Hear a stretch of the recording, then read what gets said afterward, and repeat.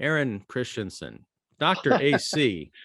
Yes. Hard to believe this year-long journey is almost at an end. I can see the boundaries of Hammerland there within sight.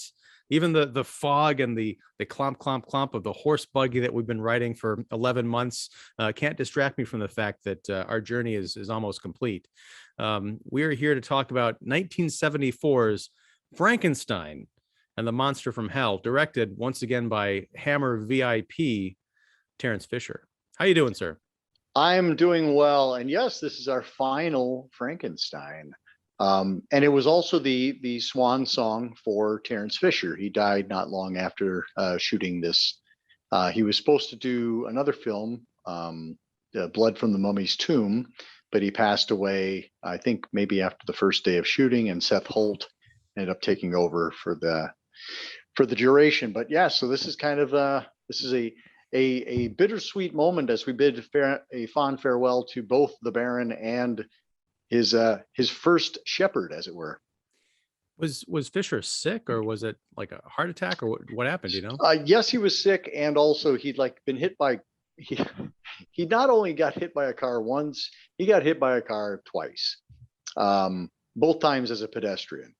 And you kind of go, well, what, maybe work on that peripheral vision, pal.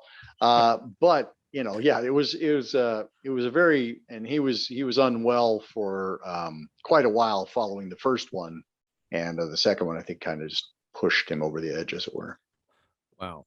Well, on that cheery note, I know, right? Apropos. Well, we're talking about someone who revives the dead, and that's right, and that's Dr. Frankenstein now, or as he's changed his name to Dr. Victor. He never gets too far astray, you wouldn't have to work too hard. What was he, Dr. Stein in Revenge of Frankenstein? You're like, come on, just try a little bit harder. Or even get some unintentional crossover, just go by Dr. Alucard. But help me out with this, because I was looking right before he jumped on. I think I got the chronology of our movies mixed up, because I thought that the last time we saw him, his creature had been dragging him back into a flaming building. Was that right, or did I miss something? Oh, no, that was absolutely right. And you saw what happened. I mean, his hands got burned. Right. And I guess that's the callback, because when I saw at the end, we're just going to jump all around here, and we're talking spoilers. So if you haven't seen Frankenstein and the Monster from Hell, do so and then get on with it. Right. But I saw the burnt hands. I was like, okay, I know that is a callback to one of his previous adventures, I guess the previous adventure, but that just dragged up all these other questions. Yeah, I know his hands are burned, because the last time I saw him, he was being dragged by his murderous creation into a building that was about to collapse. This movie does not feel like a real sequel to that. No, and it doesn't even acknowledge that. And I mean, to be fair, after Evil of Frankenstein, he had his hands were injured. If you recall, we had his assistant, played by Thorley Walters in Frankenstein Created Woman, was doing a lot of the handiwork, as it were. And so, and again, it's not a direct connection to being dragged into a flaming inferno, but yes, he did come out of that rather well, didn't he? It's kind of it's the Michael Myers. Here, I'll make a Halloween reference as opposed to a Friday the 13th reference, although I'm sure you have a Friday the 13th reference waiting in the wings. But yeah, it's like at the end of Halloween 2, where you're like, Michael Myers gets blown up and then walks out as a walking Human Torch, and then shows up a couple of years later in Return of Michael Myers, like, oh yeah, he had a little bit of problem there, but he's fine. He'd also been shot in both eyes, as I recall. Also correct, yes. But then again, he'd been shot multiple times for the in the original Halloween. So yeah, let's stray away from Michael Myers. That's just going to make me mad. Anyway, yes, to your point, yes, he at the end of, and I think when we talked about Frankenstein and Frankenstein Must Be Destroyed, which was the film just prior to this one, that I really do feel like it is probably the most satisfying ending for the series, which is not to say that this is a bad film at all. But in terms of connective tissue, you do have to just kind of go, okay, we're going to do one more, because the chronology on this one is that Dr. Victor has been institutionalized for sorcery and gets put in an asylum, which is nothing like being, dragged into a burning building. So yeah, I see your point that it doesn't feel like it's a direct sequel to the one that went before. And I guess one of my problems with this movie is just my own expectations.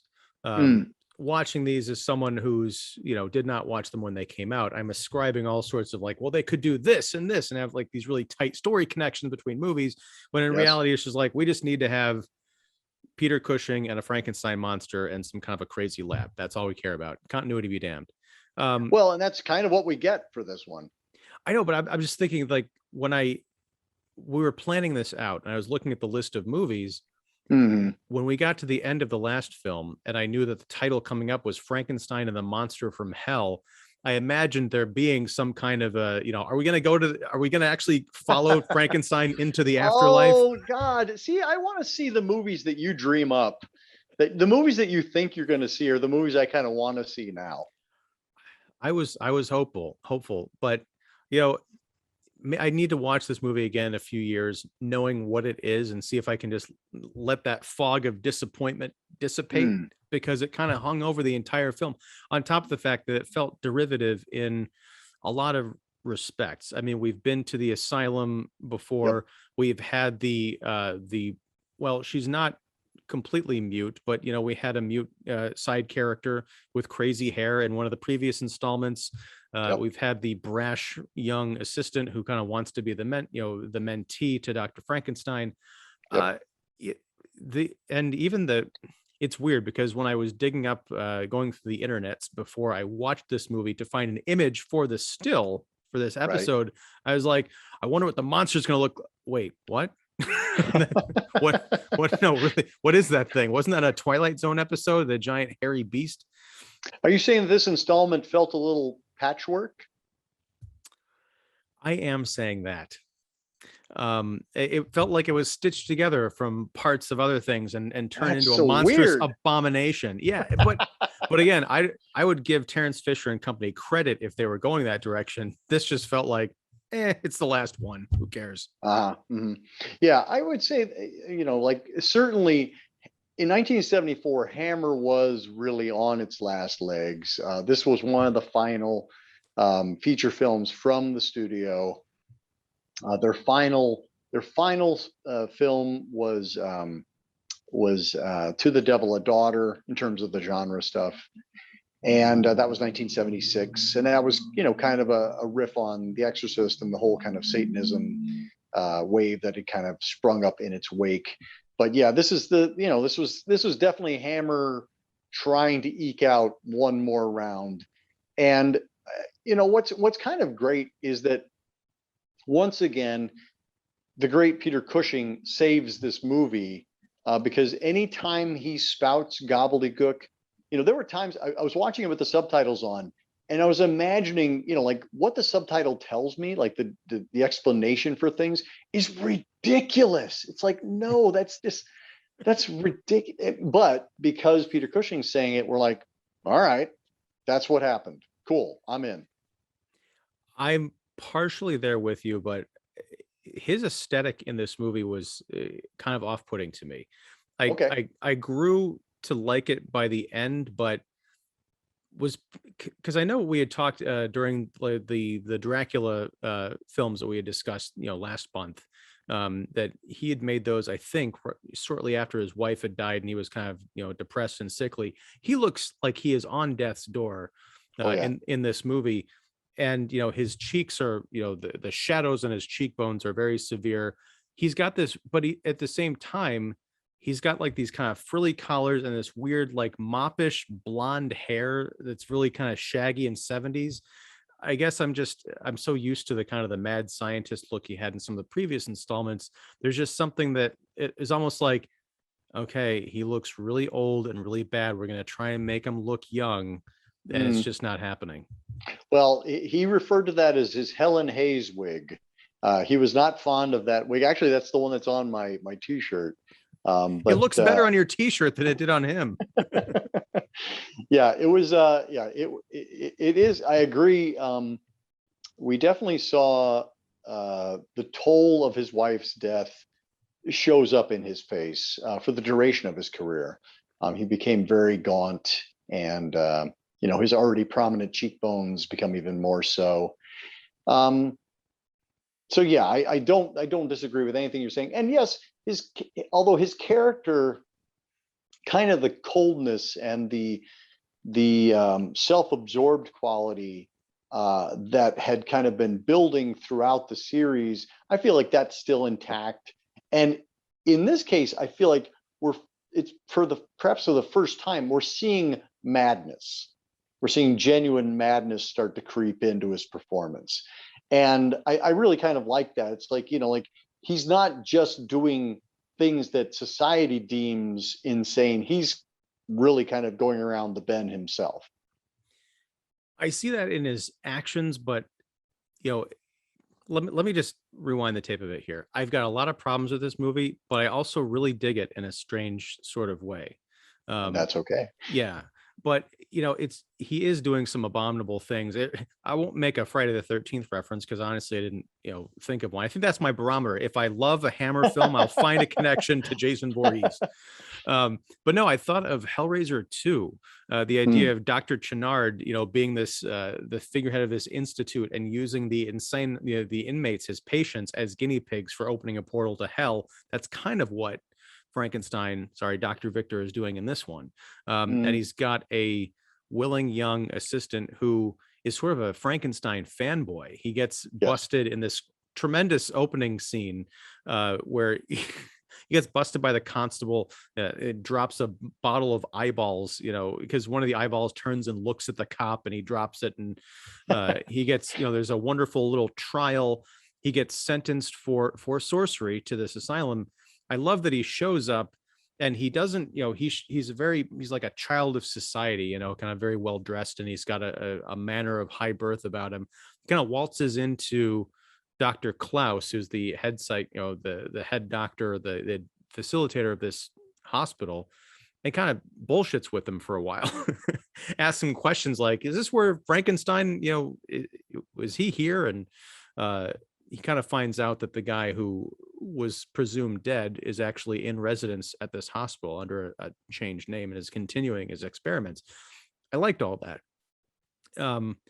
It is just, I kind of lost my train of thought there. I do it. The relationship between Frankenstein and Helder, who's the kid who's kind of obsessed with him. There's a tenderness that I think we haven't seen in some of the other Hmm. movies. At one point, I believe it's after they performed one of the surgeries on this new monster that they're creating. They've been working all night, and Helder's like, I'm gonna try and get to my bed if if I can remember how to use my feet or something like that. And Frankenstein like looks at him and says, thank you, because at this point his hands are so damaged that he has to supervise while this kid does all the work. That's the first time I can remember that he's expressed like gratitude or any other kind of human emotion that wasn't done just for show or to get something. I agree. I agree. Um, I'm curious, like, what did you think about Shane Bryant's performance as Helder? Shane Bryant was actually, he was kind of being groomed along with Ralph Bates as kind of the new face of Hammer. He had done, let's see, he had done Straight On Till Morning. He'd done Demons of the Mind. He's in one other one. I'm spacing on that one, but anyway, so he was kind of like being groomed as kind of the next generation of Christopher Lee's and Peter Cushing's. Curious to hear what you thought of him. I know what I think. I don't know. When the movie kind of opens up, it's unclear to me, partially because there's no connection to where the last film left off. I wasn't sure if this was a flashback. It wasn't until I saw that he pulls out a book of like, the collected works of Baron Frankenstein. I thought this might have been some kind of a flashback to him working in his lab, because he certainly seemed to have retained the ethos of the guy that he was studying. Mhm. I was like, oh, okay, this guy's a pretty good young Peter Cushing type. Peter Cushing. Later, when we find out, yeah, he's going to apprentice under the doctor, I'm like, it's okay. I liked him. I was a little bit disturbed by the fact, at least in my perception, the girl who Sarah, who plays the mute that is Frankenstein's first assistant before Helder shows Madel up. Yeah, right. Madeleine Smith. she looks a little bit too much. They look like they could be siblings. They've got a little Okay. bit, especially when they're on screen together and they're looking at each other. I'm like, kissing cousins. But no, I think it was a good performance. Again, I think I'd have to watch it later. When Cushing shows up, I think the Helder character is overshadowed, rightfully so, because I really Mhm. did like his early moments in the asylum.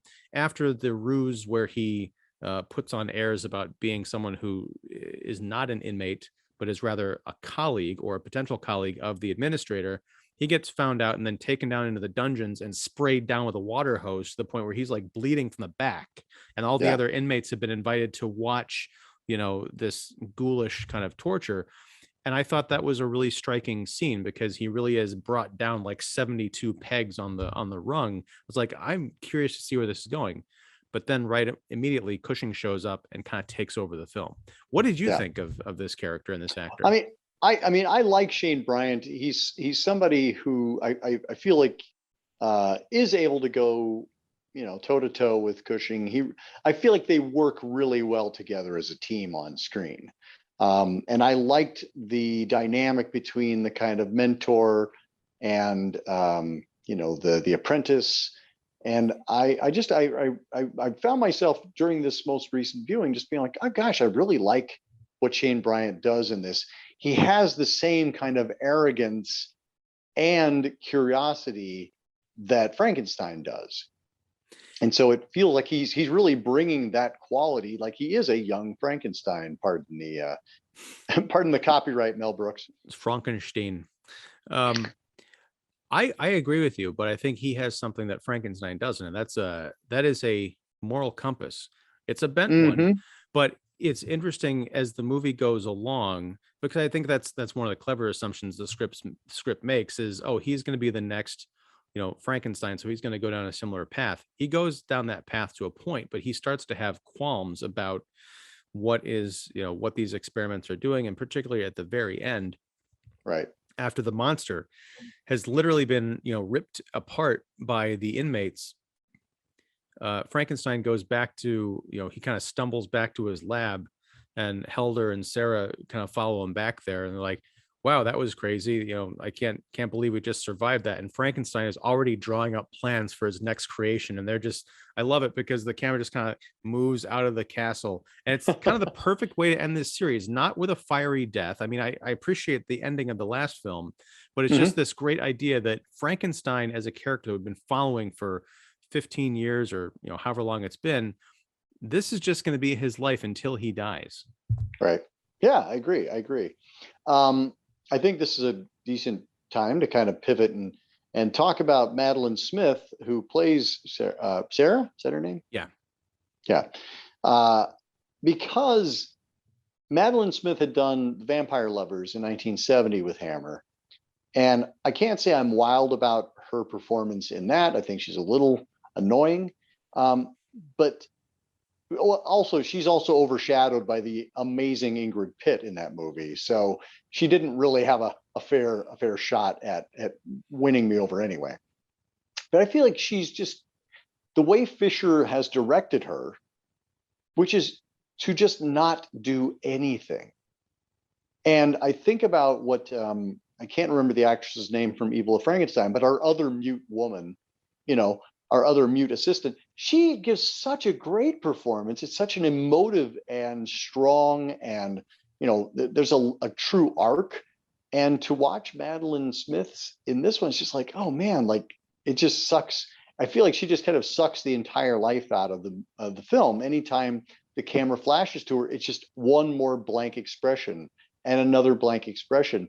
And her, she's supposedly mute by trauma, but she just magically starts talking when it's convenient at the end.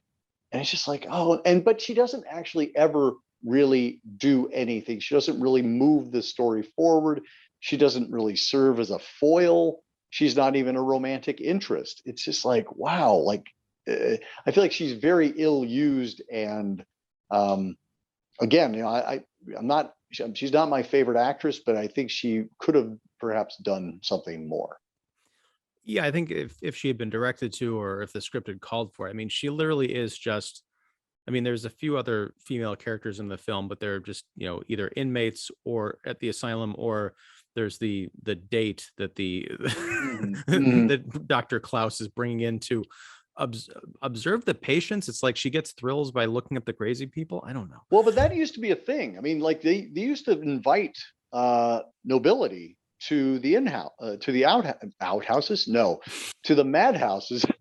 Sorry, Matt. I was thinking inmates, madhouse, but they used to invite the nobility to the asylums and watch the antics. There's a great film produced by Val Lewton called Bedlam, in which Boris Karloff plays one of the heads of these asylums, and he's that's part of the deal. Is like, you can come and watch the madness as entertainment, and so that was not uncommon. Now we have reality TV. That's correct. And this episode of Hoarders. No, I mean, but as far as Sarah being she's the woman, the girl character in the movie, she is something for other characters to react to. She's a story catalyst, because Frankenstein, I'm just going to call him that because I can't call him Dr. Victor. I keep thinking of Airplane. What's your vector, Victor? But he had, the reason he's able to have the full run of the place is because he's got dirt on Dr. Klaus, and we're led to believe some of the other people running around, but the dirt he has on Klaus is so sickening that right, it's directly related to Sarah. Yeah, because he tried to sexually assault her at some point in time, and it's not clear to me how he knew that, or if he foiled that attempt or something, which might explain why she's so kind of loyal to him. I don't know. That's not really gone into, because it's not meant as anything resembling importance to the character. It's just something to move the story along. That's the piece of blackmail.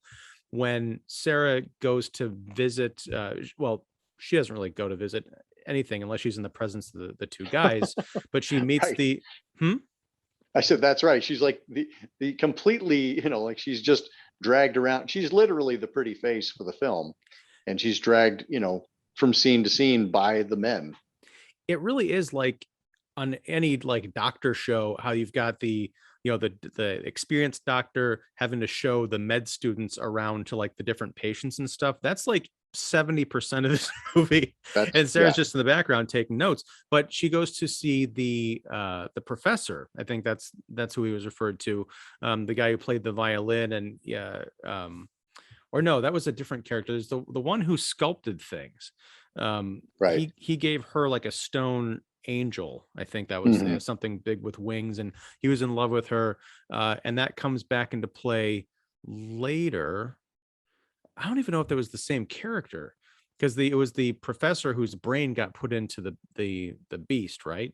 But that was a different character, right. But he still called her Angel. Correct. I don't know. I think everybody called her the Angel. She was referred to as the Angel, pretty much by everybody. Like the two guards who were doing the fire hose, they're like, let the Angel have a good view. Also, just kind of quick callback. Like that fire hose assault is brutal. I have to give Shane Bryant so much credit, because he's being shot in the face by the fire hose. I'm like, that can't have felt good. You can see like there's bruising on his back from where the hose is hitting him. He's being knocked off his feet I'm like, dang, you deserve like stunt pay for this, my friend. It is, it is pretty magnificent. And I think, again, it's what really kind of invested me into this character, because he doesn't just get knocked down a few pegs. He gets, the full treatment and brought down to the level of the people he's going to be spending time with, Right. because those the guards don't care who he thinks he is. Um, Right. but as far as Sarah goes, yeah, she receives this gift of the sculpture. Later on, the monster starts calling out her name, or Angel, and is kind of like, she's the catalyst for him to go on the rampage. It would have been nice to have something a bit more there, and I think if someone were to remake or readapt this picture, they would have definitely given her some more. Yeah, agreed, agreed. And I mean, and let's really quick talk about the monster, because I think the monster was kind of it was not well received, and perhaps rightfully so. He's described as a throwback, like a Neolithic, a Neanderthal, but this does not look like a human being at all. And it's kind of, like Dave Prowse, who, had played in Horror Frankenstein opposite Ralph Bates, like there we saw something that looked like a human being who had an operation performed on him. Here, it's like this just feels like nothing more than a guy in a suit, and not a good suit at that. Well, that's one, this is probably something else that threw me when I was looking for those images for that still, and I saw this, whatever this monster was supposed to be. And also earlier in the film, we're kind of introduced to the monster by, late at night, the inmates hear this, you know, inhuman, bellowing sound that sounds like it's being dragged up from the depths of hell. When I saw that image and I heard that, I was like, okay, maybe there is a supernatural element to this Hmm. Hmm. movie now, especially because this is the first time I think the term sorcery has been used in these films, as far as like what they think that Frankenstein and his cohorts are up to. Uh, I thought, yeah, they dragged something up from the depths of hell, and now Frankenstein is working on it. But no, you're right. It's just supposed to be a guy. I don't care what kind of a throwback it is. He's completely hairy. He's like, maybe Robin He has Williams, no neck. no neck, but I mean, I've seen Robin Williams, Right. without a In terms shirt. of hairy. Yeah, I'm imagining like a Tor Johnson type of guy. You can get that same effect, a giant, brooding, kind of hairy force, but they just went way overboard with it.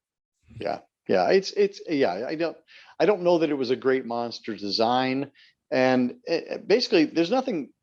Nothing turned him into this monster. This is basically how this human being supposedly showed up, and Frankenstein hits upon the idea that, okay, well, we're going to take this sculptor's hands and we're going to attach those on, and we're going to take the brain of the professor, we're going to stick it in this big beast. And it's like it's your, like you say, it's your kind of classic Frankenstein story. But nothing really innovative is done with it. Like the idea of the body taking over was done in Revenge of Frankenstein. Yeah, and there, Well, I mean, actually, the brain took over the body on that well, I think there's something to this idea that, I like the idea of the sculptor's hands, like taking the best of elite kind of people one. Right. and putting them together to see if they can make like a Superman. Um, Right. but and I think you could have expanded that, like have Frankenstein as the head of this institution, get political, like have like the country's great thinkers and artists and politicians, entrap them into like some kind of a sex scandal or sorcery to get them committed to the asylum so that he could work on them. Again, that would have been a better movie. But with the I hope you've been collecting these story ideas, because when we revamp Hammer, and we're just going to make all of these movies that you thought we were going to see, and we're going to make $1 million. $1 million, well, 1 million. they're all on the playlist, so we can scrub through if we need ideas. Perfect. But no, with the idea of the professor, I, as much as I didn't like the costume or the makeup effects, I think it works better in motion than it does in stills, and I think a lot of that has to do with David Prowse and what he does with the performance. Like when he first kind of develops consciousness as this creature, he does kind of rage, and he has to be, subdued by this noxious gas, this, from this beaker, which Frankenstein warns Helder, like, if you get one whiff of this, you'll be knocked out for a week. They throw a giant bottle of this stuff at the monster, and they're standing like 5 feet away, and it does knock the monster out, but there's no ventilation in that lab. It should have been blacked out for a month. Yep. That should not have gone well.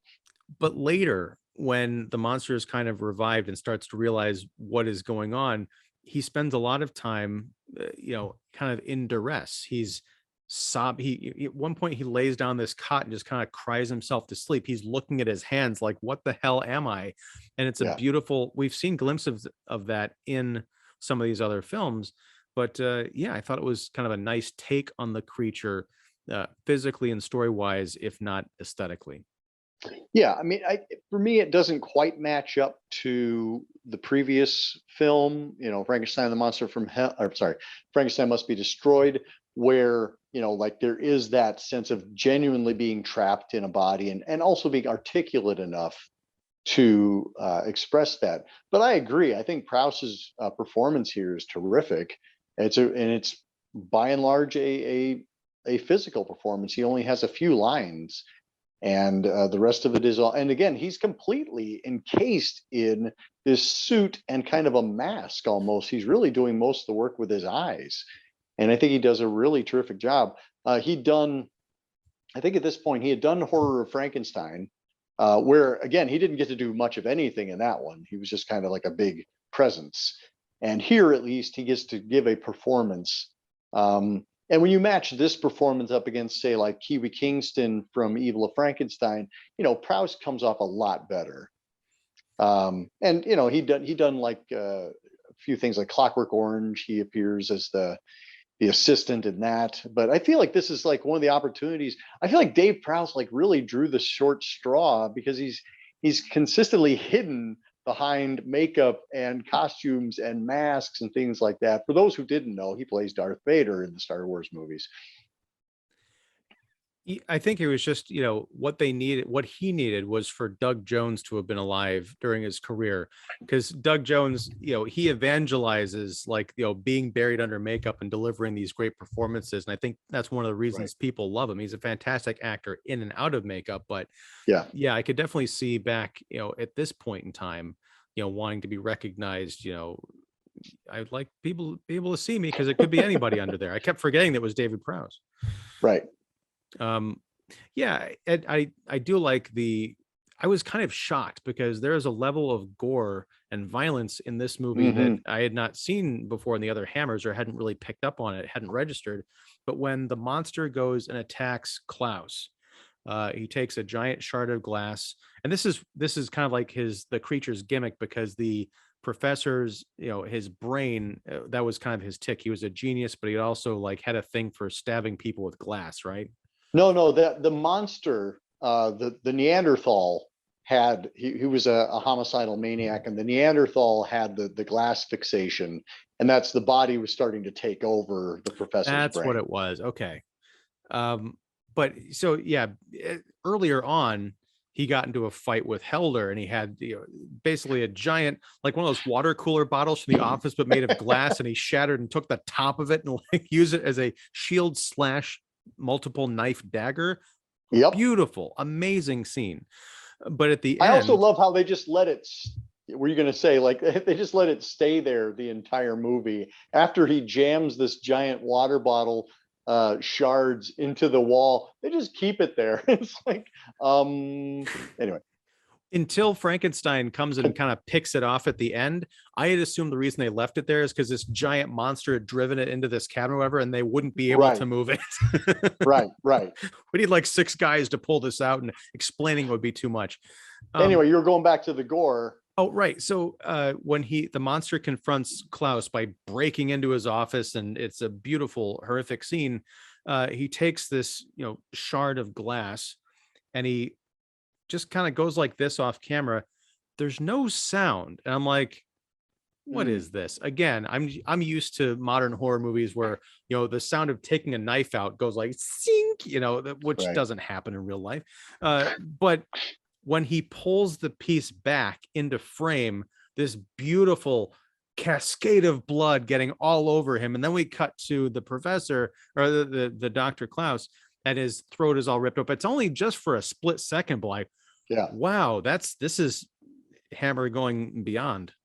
Yeah. Well, when I was watching it on my old DVD, I haven't seen the new Blu-ray, but I was watching my old DVD, and the rated R came up, and I went, oh, that's right, and I don't know where the other films fell in terms of the rating scale, but and actually, when did the rating scale came into effect in what, like 68, 69? Maybe. When did the G, PG, R, etc. When did that come about? I don't know. I only know about PG-13. Yeah, right.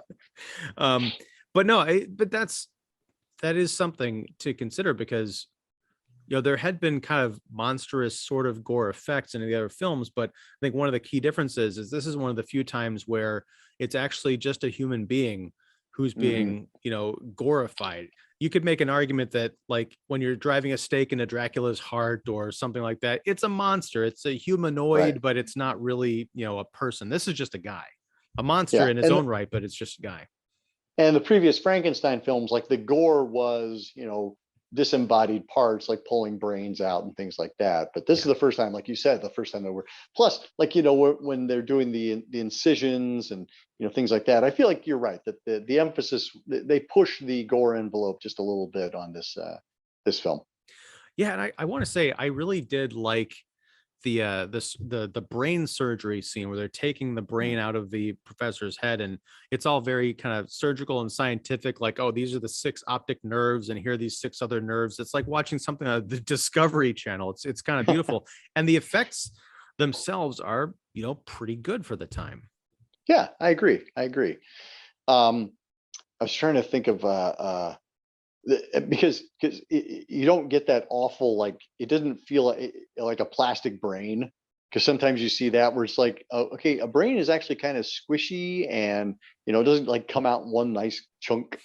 But yeah, I thought they did a really nice job with it. Oh, there's a for years there was a publicity still that circulated in various reference books where Peter Cushing, because he can't use his hands, is using his teeth to help Helder stitch things off. Like, he's like holding the teeth, holding a thing with his teeth.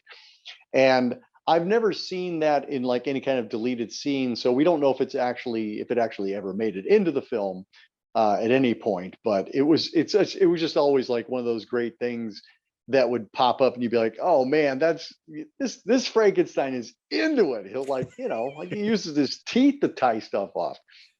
But yeah, and also that was a thing where like people were like, well, is this the cut version or is it uncut? I don't know that I've ever seen that scene play out at any point, on a deleted scenes, on a special features, anything like that. Yeah, I thought you were going to say he used his teeth to help sever one of those nerves. That'd be pretty. Yeah, he wasn't that into it. No. Let's see. I had something else I was going to ask about. Oh, the brain, like during the surgery, there was a couple of, I think, brain surgeries. One involved a brain sitting in a bowl on the floor, and then Frankenstein steps just in kicks it. Well, that's the monster's old brain. Like, they pull that out and they basically just like chuck it on the ground and kick it around a few times. Like, not that brain. That's the Abby normal brain. We're not going to be using that one. But I did like when they got the brain that they wanted, and Frankenstein is like gingerly lifting it out and taking it over to that the jar with the solution in it, knowing where we started in this whole thing, and I think it was the Christopher Lee brain. There were problems because it had been dropped. I was just waiting for something to happen, but of course it didn't. Well, and the thing is, like, I mean, as you say, we weren't necessarily getting much new here in terms of innovative story ideas. It was very much going to the well that we had been to before. I do like the asylum setting. I feel like that is used well, and you have these great character actors in there playing the inmates. And as you you alluded to, I mean, like the end of the monster is pretty gruesome, where he's literally torn apart by the inmates because they're defending the angel. And I mean, I remember watching that for the first time, just being like, holy mackerel, they went there. I don't know that I'd ever seen that before, where, like a mob of people literally tore somebody limb from limb. Well, that's what was, I feel like there was one extraneous shot um, at the very end, because that scene goes on for a couple of minutes and you see people sort of like what you'd see in, you know, Day of the Dead, Dawn of the Dead later on, Right, of, right, the zombies, and they'd be holding up bloody pieces and you can't quite tell what it is.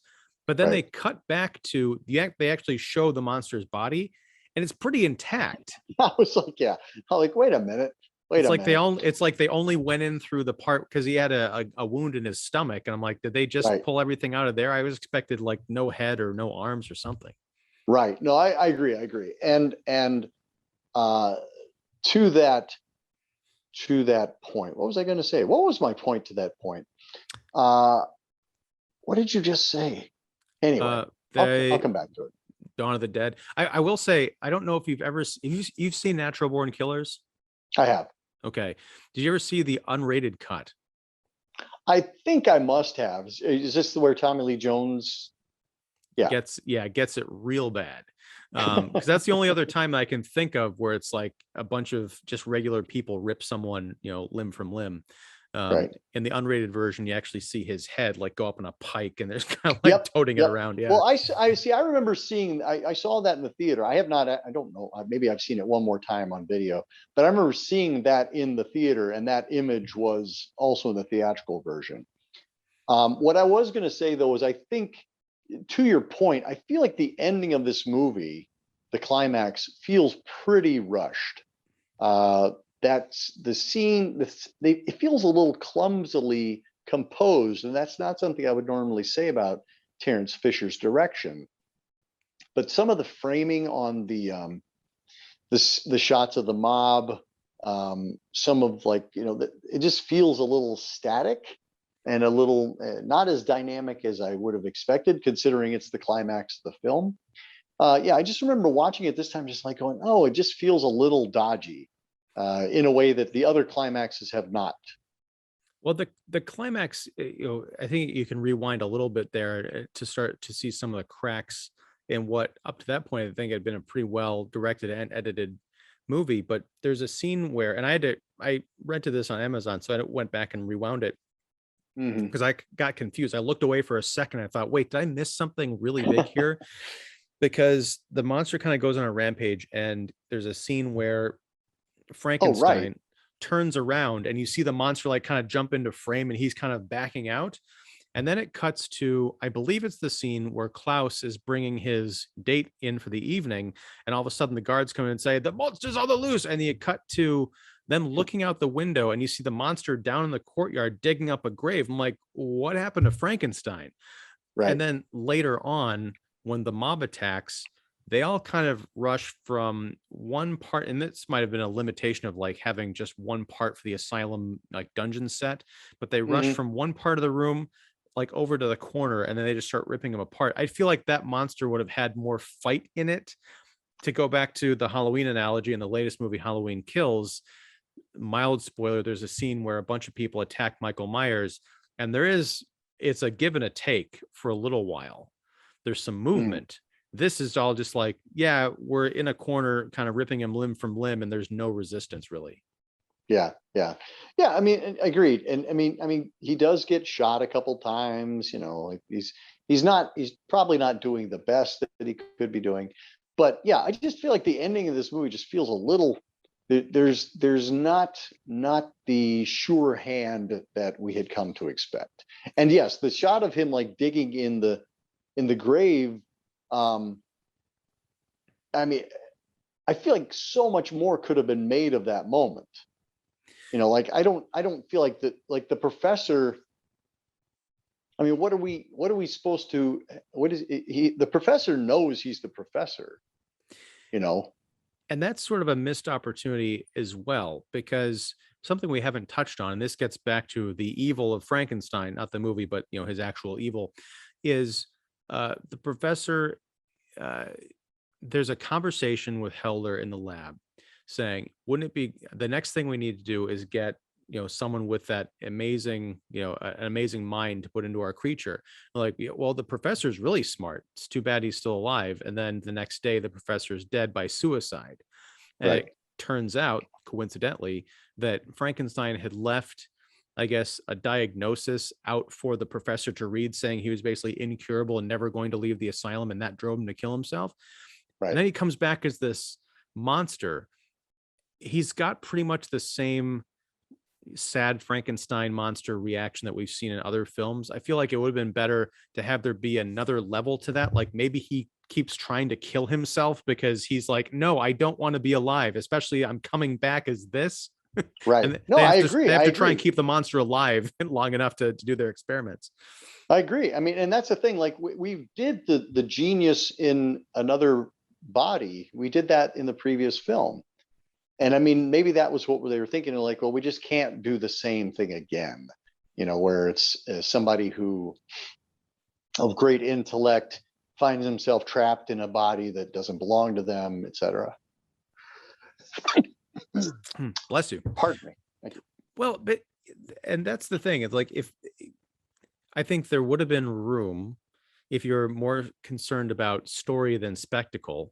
I have no problem with them ripping him, limb from limb, but it would have been cool if this is going to be the last Frankenstein movie and you want to go out with a bang, have the monster turn on Frankenstein, because Helder is horrified when he finds out that Frankenstein left that note for the professor to find, and that led him to, and that's where you really kind of see the difference between these two scientists, because Right. if he had really been in the Frankenstein vein, he would be like, oh, that's awesome, I wish I would have thought of that. But he doesn't. So if the monster, as he's becoming sentient, he's writing math problems on the board, incorrectly, you can see, the body's kind of taking over. But if Helder had revealed what Frankenstein had done to him, and that had caused the monster to go after Frankenstein, ultimately, kill him, I think that would have been more satisfying, not only on a visceral level, but on a story level, because his cunning came back to bite him. Yeah. I mean, I feel that you're absolutely right. I feel like it's just kind of messy. Like the ending feels like a generic monster on the rampage. Like there's no real dramatic heft to him going out and discovering his dead body. It would have been, because again, the professor knows that he killed himself, or the monster's body has taken over the brain, and therefore the professor's, seeing the professor dead in the grave would mean nothing.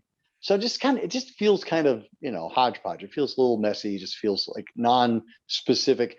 And again, had a little bit more thought been put into it, I think it could have been a real dramatic payoff. Instead of Helder just deciding he was going to murder the monster, to, come clean with him and be like, here's how things actually came out.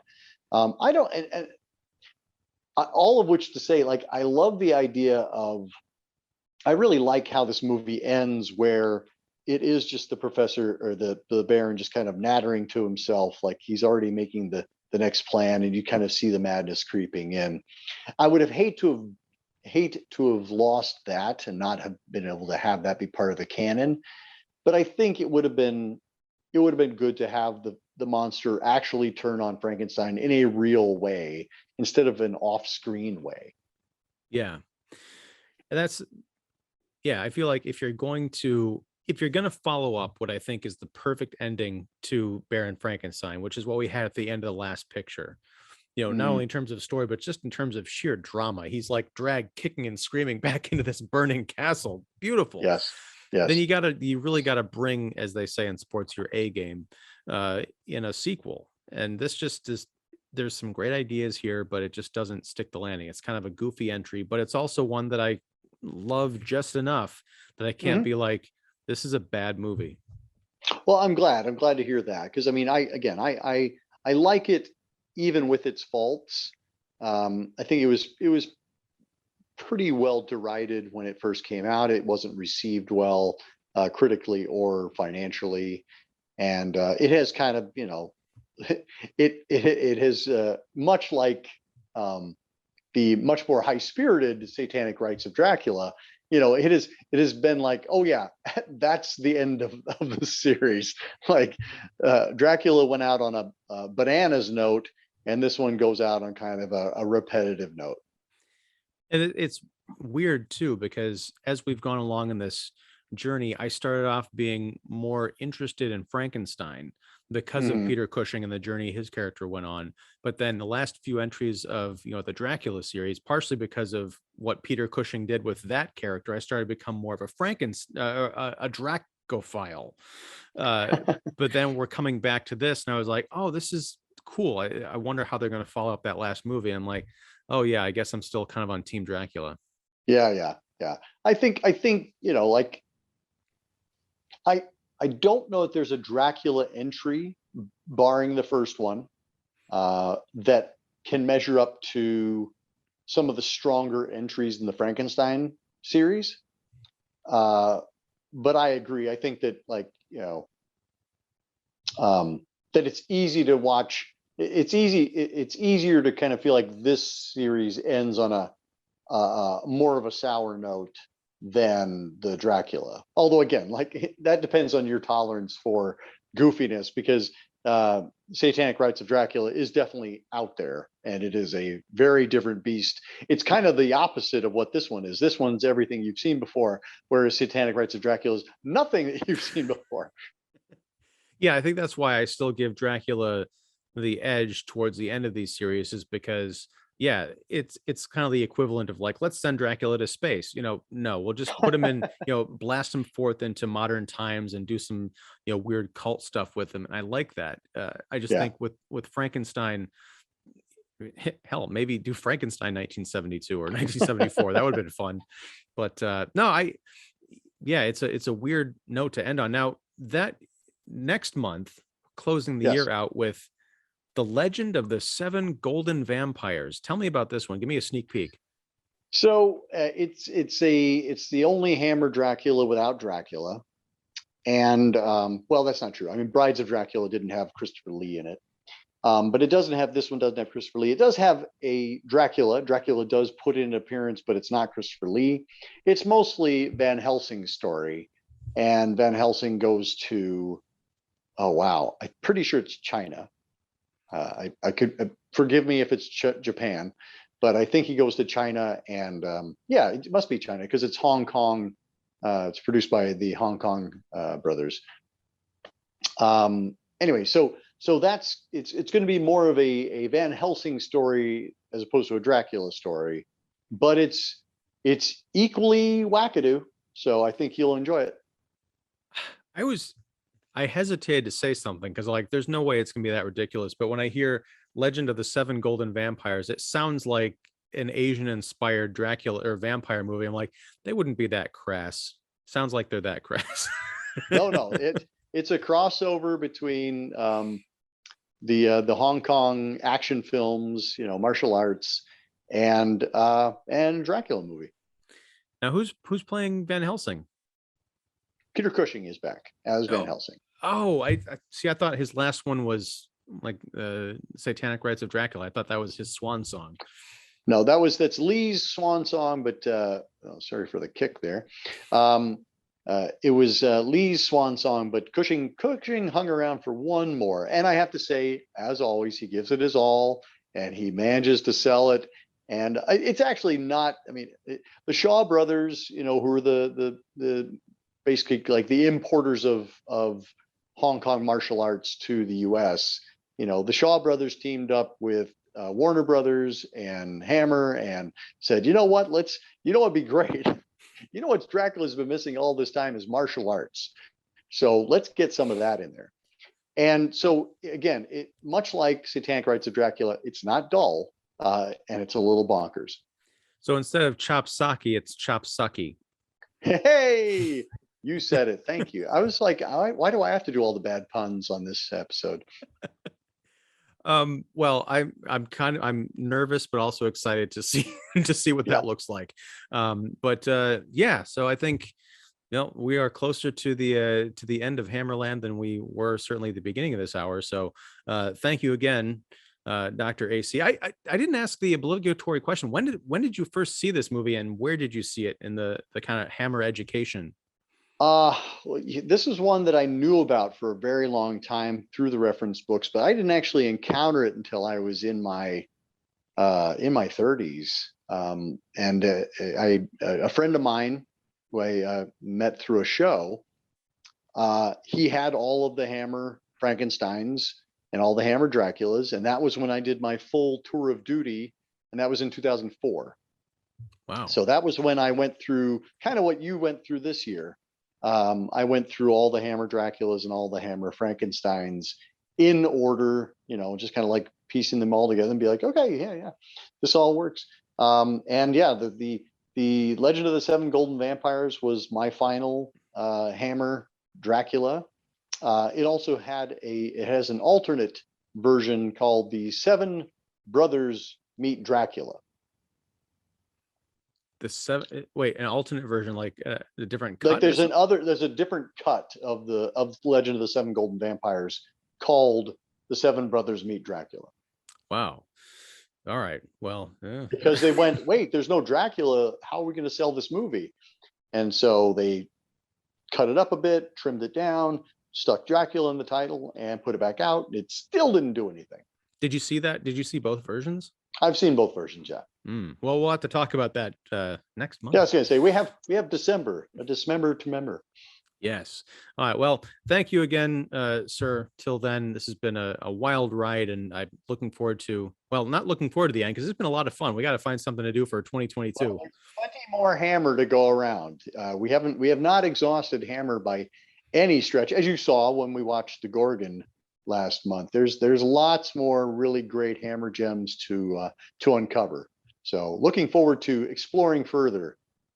Excellent. Me too. Well, till then, thank you very much, sir. Everybody who's watching this, please check out AC's stuff down below.